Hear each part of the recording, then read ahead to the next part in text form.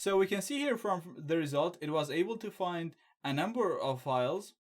Some of them we already know of. Now the fave icon is just an icon, footer and header. These are probably only style files. Index is the index that we see usually, so it's alright. Login, we can see that we discovered a page that allows people to log in.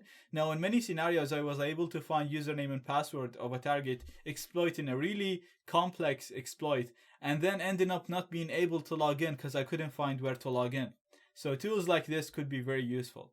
And here we can see that we have a login page that we can use to log in.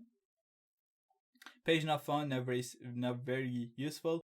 You can see the PHP info file. Now this file is usually very useful because it displays a lot of information about the PHP interpreter running on the web server. And as you can see, this file contains a lot of information. A lot of them are useful. Now you can see, you get to know some of the directories. You know that it's running PHP 5. The configuration is stored in this file. ini files is usually the config files for PHP, so you can see all the places where they're stored. Going down, you'll see all the permissions, the installed. We can see here it has MySQL, so it's using MySQL, and you can see the directories where different types of configurations are stored. You can also see all the modules and extensions that are being used with PHP. So this file is usually very useful. You can see we managed to find where the PHP myadmin login is, and that's basically the login that's used to log into the database.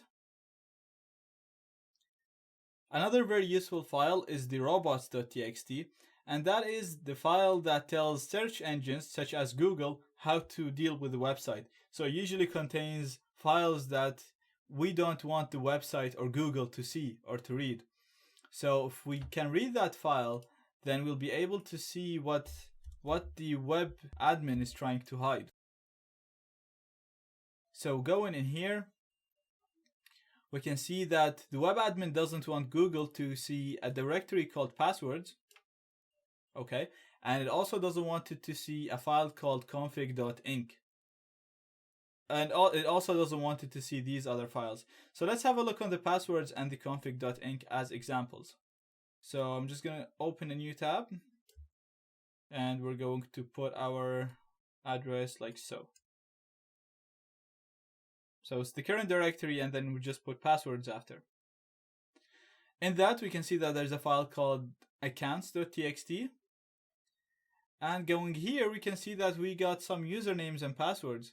So we can see there is admin pass. We can see that we have a password as Adrian and some password. So we managed to find usernames and passwords. Now we're still not sure what these usernames and passwords for, but we're sure that we were able to find very useful stuff. Another useful file is the config.inc. So let's see what's in that. And from here we can see that we have information that allow us to connect to the database, because these are saying db host, db user, db pass, and name. So we can see that the username is root and the password is blank. So we can go ahead and try to connect to the database based on these commands, and then we should be able to get access to that database. Also, using these passwords, we're still not sure what we can use them for, but we can add them to a list, try to log into the admin, or just store them in a list so that we can use it if we're going to do any brute force attack. So then again, this is another video that just shows how important and powerful information gathering can be.